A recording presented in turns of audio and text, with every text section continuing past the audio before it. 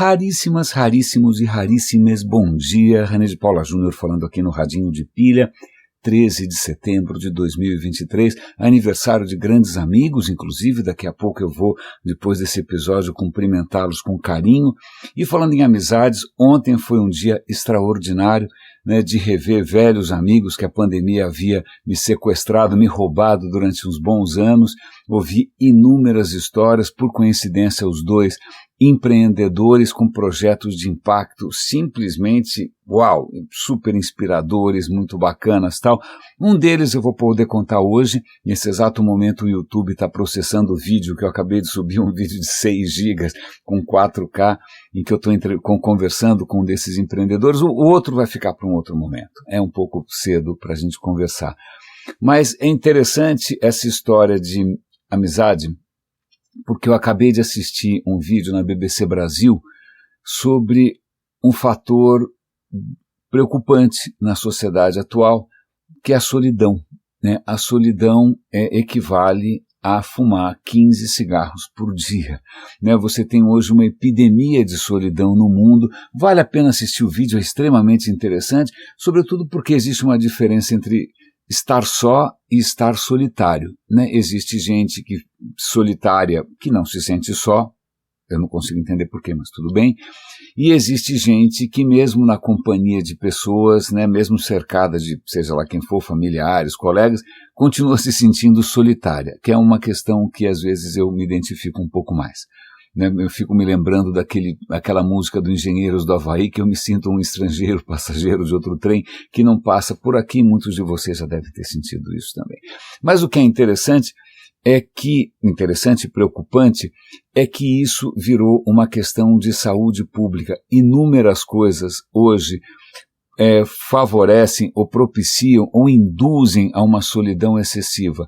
Existe, obviamente, a questão da pandemia, que fez um estrago na vida de todo mundo. Ontem mesmo foi uma boa parte das conversas foi em torno disso, né, o quanto isso nos alterou para sempre. Eu não sou mais a mesma pessoa. Perdi resiliência, perdi talvez um pouco de bonomia, perdi talvez um pouco de tolerância. Isso eu tenho percebido no dia a dia. Mas também outros fatores. Você tem até fatores que são sociais, né? De repente você tem uma sociedade que valoriza o indivíduo, né? Em que o sonho que é vendido para a gente pelos publicitários e por todo mundo é o sonho da sua realização individual. Você, para ser feliz, você tem que fugir de todo mundo e viver sozinho do jeito que você bem entende, né? E isso pode ser reforçado por todo um aparato tecnológico e também de consumo, que você praticamente não precisa mais sair de casa. Você pode montar o seu home theater, você pode montar o seu home office, né? Você pode ter uma série de equipamentos justamente para evitar que você se exponha. Você pode ter aplicativos, aliás é bom a gente falar de aplicativos, daqui a pouco a gente vai falar a respeito, né, para que as coisas cheguem na sua porta, mas também tem fatores inclusive urbanísticos, né? A cidade pode estar favorecendo ou desfavorecendo espaços de convivência, parques, praças, bibliotecas públicas. Você pode ter questões econômicas, você pode ter questões também tecnológicas, porque na medida em que cada um de nós tem seu próprio aparelho, seu próprio smartphone, com seu próprio aplicativo, com seus próprios perfis e com seus próprios, né, listas de amigos, você vive num mundo que é muito diferente do mundo de todo mundo, é um mundo que é só seu. E isso tem sido vendido por aí como, sei lá, algum modelo de realização pessoal, na Faria Lima sobretudo, quando isso, na verdade, está nos fazendo mal.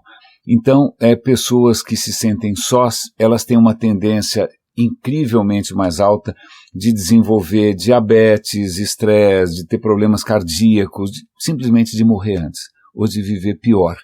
E é engraçado porque é como se fosse um mal do século, pelo menos um mal da década, cuja cura é simples: fazer o que eu fiz ontem, rever amigos, se expor, né, cultivar as amizades.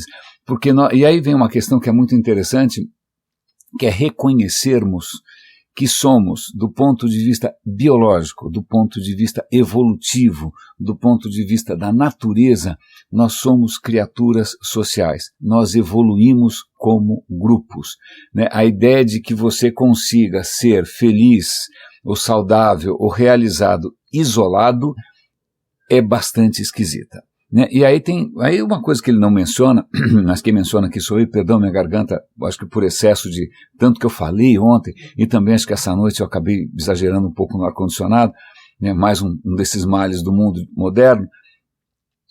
O que ele acaba não comentando é o problema que, muitas pessoas não estão se sentindo solitárias, elas estão sós, mas não estão solitárias, mas elas acabam, obviamente, perdendo a referência, perdendo a capacidade de negociar outras ideias, de conviver com modos de vida diferentes, ela acaba perdendo a tolerância, ela acaba mergulhando num próprio mundo seu, que obviamente começa a descolar da realidade. Convenhamos que a hora que você começa a descolar da realidade e você enxerga coisas que só você enxergou, provavelmente você está alucinando. Não é? Então ele não toca tanto nesse assunto, mas isso é um bom gancho para mim, não só para a gente parar um pouco para pensar, já que ontem a gente falou sobre fatores de saúde, né, e que eu coloquei aqui o lema do Radinho, que é o lema de uma vida um pouco mais plena, né, e também de uma relação um pouco mais responsável com o planeta. O lema é faça menos merda. A observância dessa nossa pequena regra caseira provavelmente já vai nos poupar de uma série de problemas, infortúnios, né? E a minha garganta realmente não está nada bem. Pois bem, ontem eu fiz merda e deixei esse ar-condicionado ligado. Não deveria ter feito isso.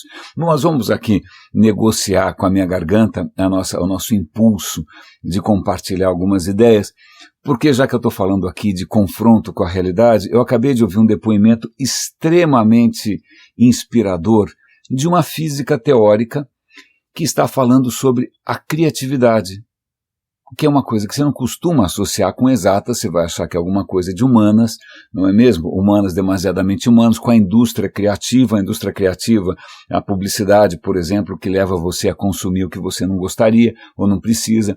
Pois bem, mas o que ela está colocando ali, que físicos teóricos, eles têm um desafio extraordinário, porque ao mesmo tempo que eles podem pensar completamente fora da caixa, ideias completamente novas, inusitadas, que não são familiares, que são inclusive estranhas, no final, essas ideias elas têm que casar com a realidade. Ponto. É isso. Tem uma prova, tem um teste final. Se elas não explicam a realidade ou se elas se confrontam com a realidade, então esquece. Então é interessante, eu nunca tinha parado para pensar muito nisso, porque afinal a gente acaba se pautando por uma série de ideias muito fantasiosas, inclusive envolvendo pombos estranhos, tá? Mas que jamais são confrontadas com a realidade e continuam aí de pé. Você pode imaginar o que você quiser, que o pombo anda de trás para frente, tanto faz, mas o físico teórico ele pode realmente pensar coisas ainda mais delirantes, mas no final tem o teste da experiência, do experimento, o teste experimental. Isso é muito legal, porque quando a gente para pensar nesse mundo à nossa volta, né, o seu celular funciona, o seu Google Maps funciona, um monte de coisa funciona, é por causa de avanços justamente em ciência que viraram tecnologia, e alguns desses avanços foram eminentemente ideias completamente estapafúrdias, quando em 1905, né, o Einstein, lá andando de bonde, resolve pensar na teoria da relatividade, que não tinha, era só uma ideia nova, bastante esquisita, até hoje bastante esquisita, a noção de espaço-tempo, lógico, essa ideia dele vai evoluindo, que a gravidade, na verdade, é uma distorção do espaço-tempo, que você não tem passado nem futuro, que é uma coisa só, que o tempo acelera ou ralenta conforme a gravidade, que a velocidade faz com o tempo. Cara, é um mundo, não é intuitivo, mas ele conseguiu pensar essa história toda num momento em que a gente enxergava pouco do universo. A gente não sabia que havia outras galáxias. Buraco negro, nem pensar. Hoje a gente já viu foto de buraco negro. Hoje a gente ouve buracos negros com esses sensores de ondas gravitacionais, mas 100 e poucos anos atrás eram simplesmente ideias. Mas ideias que, né, matemática ali se desenvolvendo um pouco mais, algum ali ajuda, e a gente começa a tentar bolar experimentos para validar as hipóteses do Einstein, e quando você vai ver, muitas das coisas que a gente tá aqui são bastante concretas, bastante palpáveis, elas são baseadas em ideias que alguém teve da cachola alemã dele, no meio, não sei de onde, da Suíça, Mas é lógico que esse não é o único caminho, a ciência não é feita só de um cara andando de bonde, a ciência também é feita por físicos experimentais colaborando no mundo todo, esquecendo nacionalidade, esquecendo etnias, então colaborando, né? E também, quando a gente, que vai ser o assunto agora que eu quero compartilhar com vocês, a ciência também avança através do experimento, né? Mesmo que você não tenha uma teoria imaginada ainda, você faz um experimento, observa que o experimento tem resultados esquisitos, e aí você vai tentar explicar o que está acontecendo, né? E tem aí grandes desafios. Quando a gente olhou, viu que tinha, temos mais galáxias do que a gente imaginava, caramba, os livros sagrados não falaram nada a respeito, como é que pode e tal?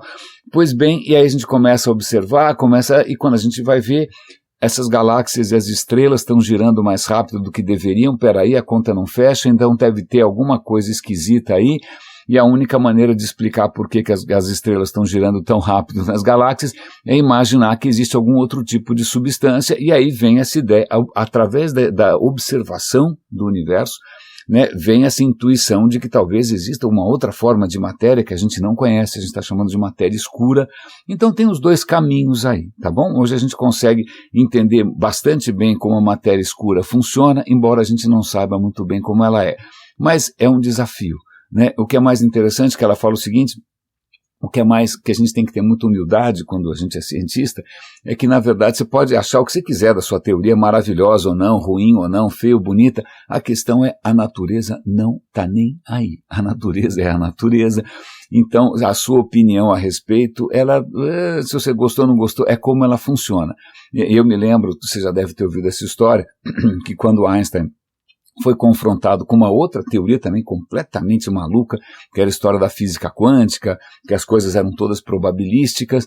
Ele veio com uma reação um pouco instintiva, embora acho que ele não fosse um cara muito religioso. Não, Deus não joga dados, né? Não é possível que o universo seja sujeito ao acaso, né?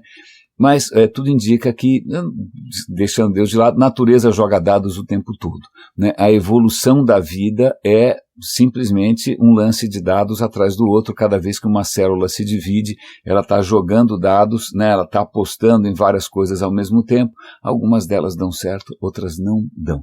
E eu vou pegar isso de gancho para uma conversa fascinante ontem, fascinante e praticamente impenetrável, embora fosse realmente fascinante e inspiradora, com um personagem que eu admiro imensamente.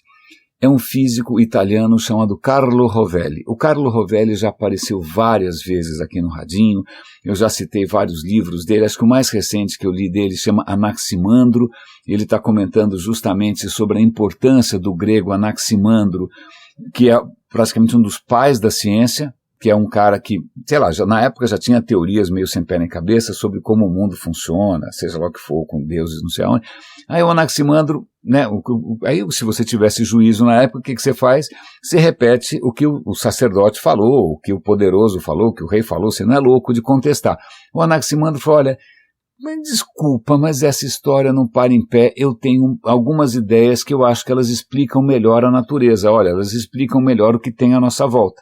E ele, inclusive, naquela época, centenas de anos antes de Cristo, 400, 500 anos antes de Cristo, ele já vai intuir que a Terra é redonda, ela está solta no espaço, não tem em cima nem embaixo, né, todos os corpos celestes estão soltos no espaço. Anaximandro, pois bem, Carlo Rovelli, um físico que é um divulgador de ciência extraordinário, que além de ser italiano e falar inglês muito bem, pelo visto ele fala francês muito bem, porque ontem ele estava participando de um podcast da Rádio França chamado, bom, não importa como chama, e ele defendendo ali os seus pontos no francês, bastante respeitável, o cara não é pouca coisa não é? Mas ele está lançando um livro novo que se chama Buracos Brancos. Buracos brancos. Pois bem, sim, existem buracos negros. O que são buracos brancos? Então, eu ouvi o negócio praticamente uma hora seguida e eu não entendi muito bem aonde ele quer chegar. Né? O Carlo Rovelli, ele está tentando fazer, sei lá, né, criar uma ponte entre duas teorias ou duas visões do universo muito diferentes. A visão do Einstein, que é uma versão muito matemática, muito geométrica, muito precisa, muito determinística, né, que explica, sei lá, o universo, basicamente.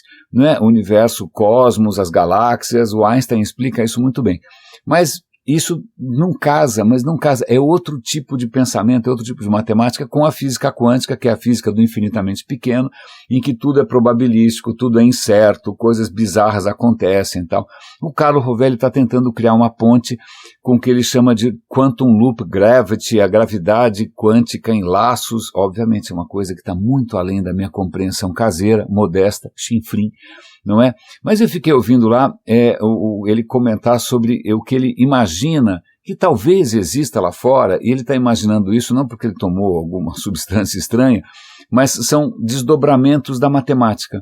Quando você faz as contas todas de como um buraco negro evolui ao longo do tempo, existe uma possibilidade muito remota que o buraco negro vire um buraco branco. Um buraco branco é praticamente um buraco negro de trás para frente. É um buraco negro, como se estivesse voltando a fita, o que deve ser uma metáfora um pouco estranha para quem nunca viu nem uma fita cassete nem um VHS.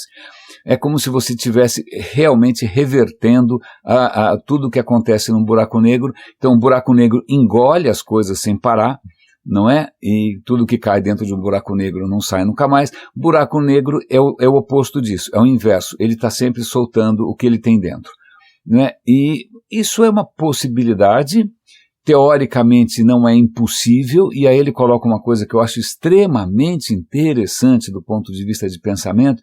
Ele falou, olha, se você leva em consideração a física quântica, se alguma coisa é possível ou não é impossível, ela não é impossível. Isso daqui não é, ela pode ser improvável, ela pode ser absolutamente uma chance em 1 trilhão, mas se alguma coisa não é impossível, em algum momento ela vai acontecer, né? Então eu estou olhando aqui pela minha janela, um maravilhoso dia de sol, então vale lembrar sempre que o sol está aceso ali, né? Aceso que nem um louco, lá, reações de fusão nuclear.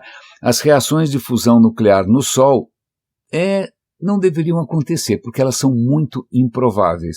É uma chance em 1 trilhão, né, de que os átomos de hidrogênio ali se choquem e formem, né, um núcleo de hélio.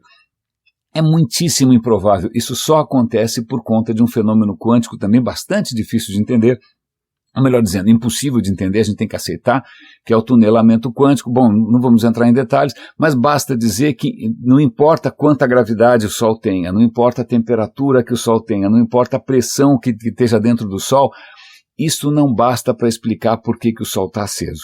O Sol está aceso porque existe uma possibilidade em 1 trilhão de que a fusão aconteça, mas como você tem um monte de átomos ali, muito mais do que 1 trilhão, então ela está acontecendo. Então eu acho isso muito interessante, essa perspectiva do Carlo Rovelli, de que se alguma coisa não é impossível, não estou dizendo improvável, se alguma coisa não é impossível, se ela não contraria as leis, ela em algum momento vai acontecer, e a prova disso está aqui na nossa janela. E vamos voltar aqui aos buracos brancos. Gente, eu juro que eu não entendi muito bem. Eu até eu pré-comprei, né, tinha pré-venda do livro, eu já pré-comprei, que eu quero ler, sobretudo porque o Carlo Rovelli, ele escreve muito bem. Ele é praticamente um poeta, não importa do que ele esteja falando, se são essas coisas esotéricas, completamente cabeludas, descabeladas, o texto é lindo. E ontem a apresentadora, ela leu um dos parágrafos finais do livro dele sobre buracos brancos, em que ele imagina que talvez o que a gente chame de matéria escura no universo, ou mesmo da energia escura, na verdade sejam buracos brancos minúsculos, do tamanho de grãos de poeira, circulando pelo universo como se fossem libélulas. Ele fez uma imagem absolutamente poética, eu fiquei com os olhos cheios d'água, não vou ser capaz de reproduzir isso, né, para colocar ali uma hipótese que a experiência vai ter que demonstrar, que outros cientistas vão ter que dar uma olhada, né, isso não é ficção científica, não é fantasia, é uma possibilidade que a gente tem que saber avaliar, que talvez explique por que quando a gente olha para o universo, as coisas estão andando mais rápido do que elas deveriam. Tem energia escura, matéria escura, quem sabe, quem resolve isso são buracos brancos do tamanho de um grão de poeira. Bom, eu achei essa história absolutamente genial. De novo, quem disse que exatas não tem poesia, quem disse que ciência não tem encanto, quem disse que cientistas não são criativos. Então, estou dando exemplos aqui para a gente sair um pouquinho desses lugares comuns, né, e a gente reconhecer um pouco mais que algumas coisas que parecem impossíveis, né, elas são simplesmente improváveis, mas isso que eu chamo de milagre, esses milagres acontecem. O que mais que eu tenho para comentar com vocês aqui?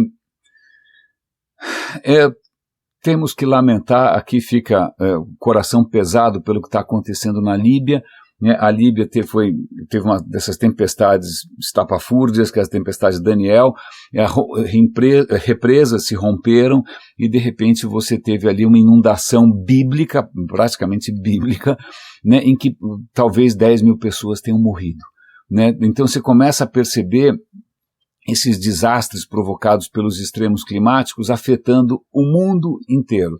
Tem uma reportagem extremamente interessante do New York Times mostrando que nos Estados Unidos o número de incidentes climáticos cujo prejuízo é maior do que $1 bilhão vem crescendo sem parar.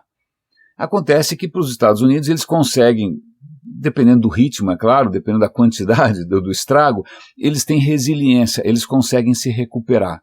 Né, porque eles são ricos, porque eles ainda têm um pouco de infraestrutura, de ciência, etc.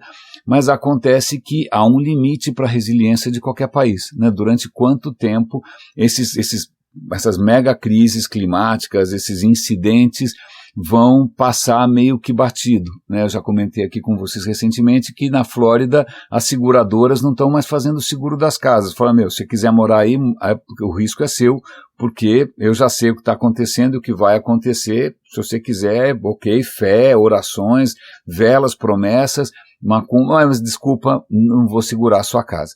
Agora, imagine um país como a Líbia, que não só é um país numa situação econômica bastante frágil, mas também numa situação social horrorosa. Desde que o Gaddafi, que era um ditador, foi derrubado, o país virou praticamente terra de ninguém, está dividido em 2 governos, o Estado não tem praticamente poder nenhum. Então veja que isso está afetando os países de uma maneira bastante imprevisível. Então isso é bastante triste e as imagens são péssimas. A gente está vendo isso aqui no Rio Grande do Sul.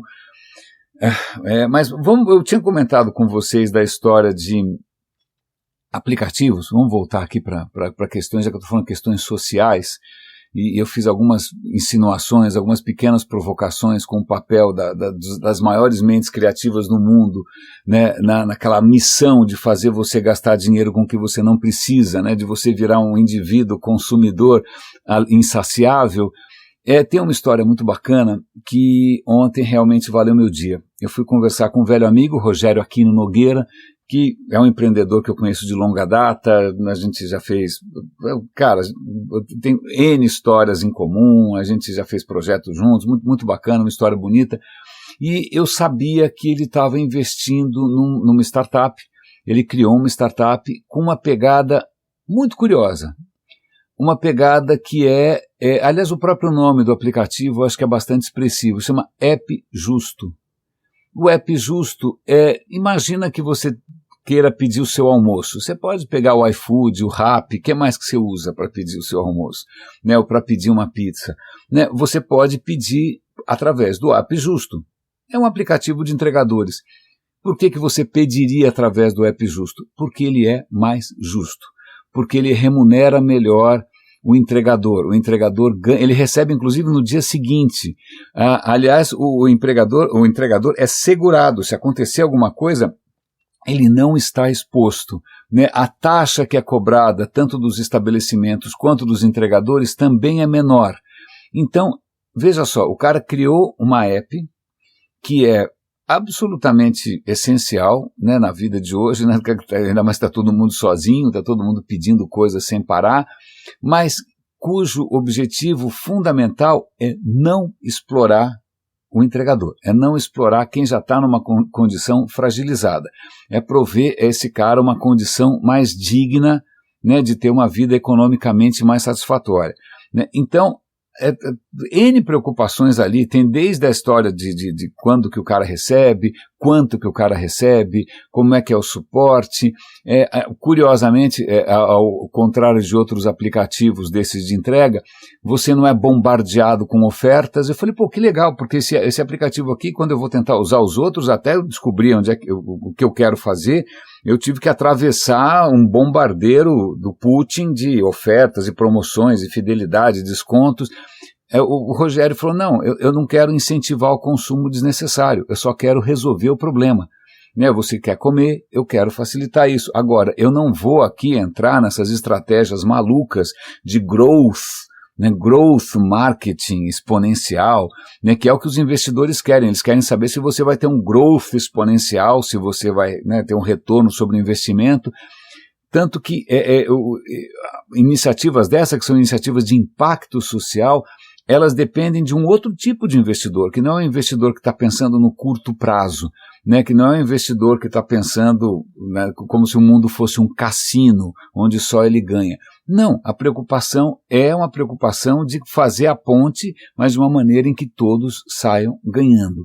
Então, eu gravei uma conversa com ele, eu vou, acho que até eu conseguir acabar de gravar o radinho aqui, publicar, o link está no ar, então eu vou dar um link aqui.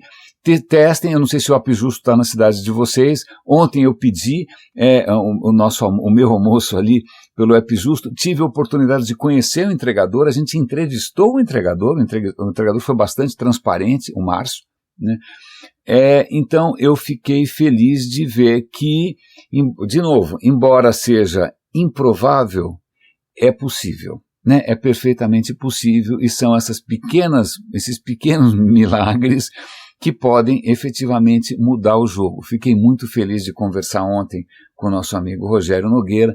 Isso vai ao ar logo logo, e a gente vai ter mais outras notícias muito em breve para conversar com vocês, mas isso para mim já valeu bastante a pena. Como a minha garganta não está exatamente na melhor das formas, eu pretendo preservá-la um pouco hoje. Eu vou fazer o episódio hoje um pouco mais curto, acho que muitos de vocês vão agradecer, vai sobrar tempo para vocês serem mais felizes, lembrarem dos amigos, cumprimentarem os aniversariantes do dia, etc. Mas tem uma história que eu não posso deixar de contar, que é uma história com cheiro de mar. Isso parece aquela música do Gilberto Gil, a terra onde o mar não bate o meu coração. O cheiro de maresia. O que acontece é que cientistas da NASA conseguiram pistas de que num planeta a 120 anos-luz de distância, um planeta que não parece um forte candidato à vida, porque ele é um pouco grande demais, ele parece mais com Netuno do que com a Terra, a estrela é vermelha, bom, sei lá, não é o mesmo kit, a mesma combinação de fatores que constitui aqui nosso cantinho do universo. Mas eles perceberam na atmosfera desse planeta sinais de duas substâncias. Gás carbônico, ok, várias maneiras de fazer gás carbônico. E, como é que chama? Achei. Como é que é? Sulfureto de dimetila. DMS, sulfureto de dimetila. Que molécula é essa? Pois bem, essa é uma molécula que aparentemente envolve enxofre, como você pode ver, envolve também hidrocarbonetos, não é? Metila, ok, mas essa substância, pelo menos pela nossa experiência, ela só existe por causa da vida. Ela não existe naturalmente, ela não ocorre naturalmente. E aqui na Terra ela é produzida massivamente por fitoplâncton. Fitoplâncton são essas criaturas minúsculas que estão aí nos oceanos há bilhões de anos. Essas criaturas descobriram como transformar a luz do sol em energia química, elas descobriram a fotossíntese. Esse fitoplâncton que produziu o oxigênio que mudou o planeta Terra, não tinha oxigênio livre no planeta Terra, o fitoplâncton que começou a liberar oxigênio, isso promoveu a oxidação dos continentes, isso fez com que os mares se tornassem mais fecundos, a vida mudou o planeta. O planeta mudou a vida e a vida mudou o planeta. A gente está nesse tango aí faz alguns bilhões de anos. Pois bem, fitoplâncton, que faz fotossíntese, que produz oxigênio, né, o oxigênio que tal, né, pode inclusive gerar um processo de respiração e virar gás carbônico. Pois bem, eles liberam também essa substância DMS. Então, quando você está na praia e sente aquele cheiro de mar, esse cheiro de mar é basicamente DMS, é basicamente sulfureto de dimetila, é um cheiro de enxofre liberado pelo fitoplâncton que está simplesmente tornando a vida nesse planeta possível. Não só nesse planeta, mas talvez também nesse planeta a 120 anos-luz daqui. Talvez esse planeta também tenha oceanos, talvez nesses oceanos também a matéria tenha descoberto como, né, não só se organizar de uma maneira um pouco mais estruturada, né, desafiando a entropia. A vida ela é improvável, mas não é impossível, não é? E a vida é justamente a prova de que aquilo que não é impossível em algum momento acontece. Então a vida, quem sabe, lá está seguindo caminhos parecidos, porque afinal química é química e o universo são os mesmos elementos em todos os lugares, não é? Quem sabe em algum lugar você tem um planeta com o oceano fazendo chuá, chuá, chuá, e a atmosfera com esse cheiro maravilhoso de mar. É cedo ainda para dizer, eles ainda têm que confirmar isso, os dados ainda são um pouquinho, eles não têm um grau de certeza muito alto, mas eu achei essa ideia especialmente poética, né?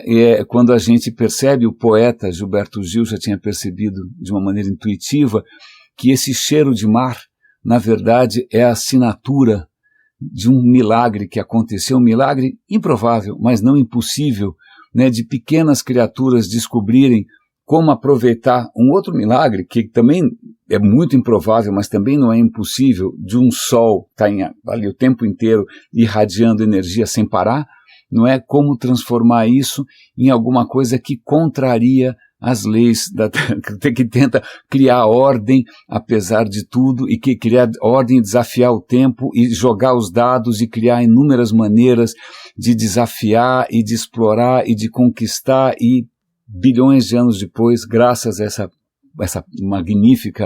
esse magnífico legado do fitoplâncton e esse cheiro de DMS, a gente tem esse planeta que a gente não aprendeu ainda a reconhecer. Raríssimas, raríssimos e raríssimos. Prometo que amanhã minha garganta vai estar um pouco melhor. Eu vou hoje fazer um pouco menos merda. Desculpa insistir nessa coisa um pouco escatológica, mas acho que é um princípio que a gente tem que reforçar.